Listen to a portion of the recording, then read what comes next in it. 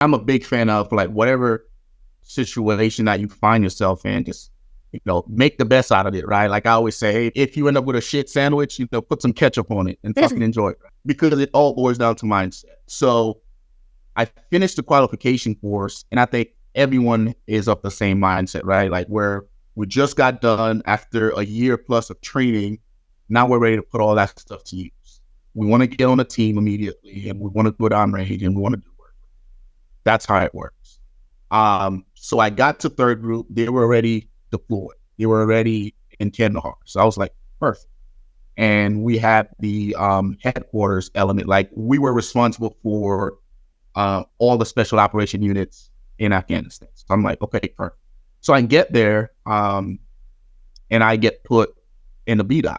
The BDOC is like the base defense place up at, Bagram Air Force Base. It's like big Army, like as a special forces operator, like I mentioned earlier, like that's not where we're at. We're not, on the big base and hanging out with, the regular, like that's not, what we're meant to do.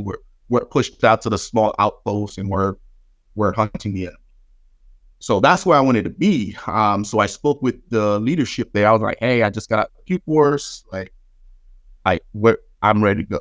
Like send me to Kandahar at the time was where I wanted to go. That's where all the guys were. And they were like, no, we need bodies here. And, as a new guy, you got to give us 6 months here. Then you'll go back to Fort Bragg. And then you'll get on the team, based on how you perform here. I was like, that's not what I wanted to hear. But it is what it is. I'm not going to, because I'm a new guy. As a new guy, you don't really have any say-so. You don't want to, burn any bridges. It's like I'm a private all over it, right? So I was like, okay, no problem. So I did reverse cycle. So I was on night shift for a couple of months. So I would work from like 8 p.m. to like 8 in the morning. And at night, I would just, man the battlefield, well, not the battlefield, but man the post for anybody coming to visit the base camp that we're in. So I did that, and then I eventually got to day shift.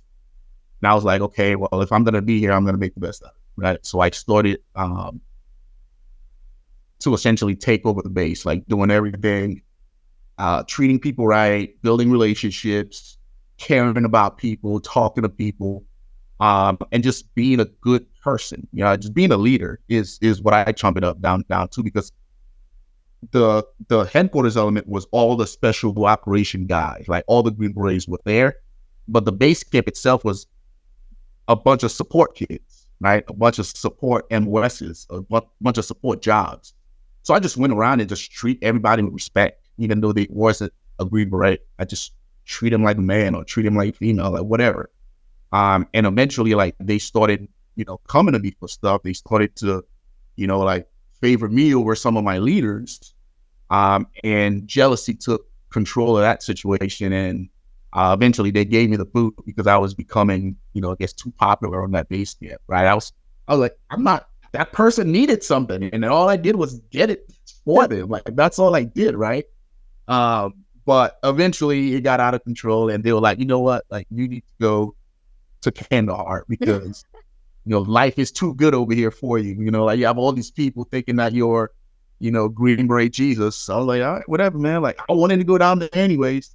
But yeah, it really boiled down to like what I was there, because I've never had an ego, even till today. Like I don't let that, take control of everything. I'm humble all the time, treating people with respect, and then just going out of your way to help people goes a long way, because they see you as this person that's a badass. So when you go out of your way to help them, even the lowest guy on the totem pole, they're like, holy shit, like, thank you. And now that guy's willing to do whatever he can to help you out, and that's a concept that I kept throughout my entire career, and it's paid dividend to this point. So yeah, that's how that entire situation developed. But I got what I wanted. I got on the team, and then the rest of that deployment was pretty good.